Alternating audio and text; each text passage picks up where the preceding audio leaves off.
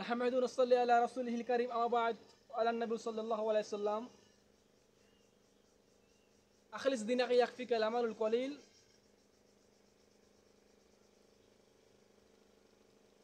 রাব্বি ইশরাহ লি সাদরি ওয়া ইয়াসসির লি আমরি ওয়াহলুল উকদাতাম মিন লিসানি ইয়াফকাহু কওলি আলা নবী সাল্লাল্লাহু আলাইহি ওয়াসাল্লাম। কোনো ব্যক্তি যদি ওযু করার পরে বলে আশহাদু আল্লা ইলাহা ইল্লাল্লাহু ওয়াহদাহু লা শারীকা লাহু ওয়া আশহাদু আন্না আবদুল্লাহি রাসূলুহু, তাহলে তার জন্য ভেস্তের দরজাসমূহ খুলে যায় এবং সে ব্যক্তি যে দরজা দিয়ে প্রবেশ করতে চায় ওই দরজা দিয়ে প্রবেশ করতে পারবে ইনশাআল্লাহ।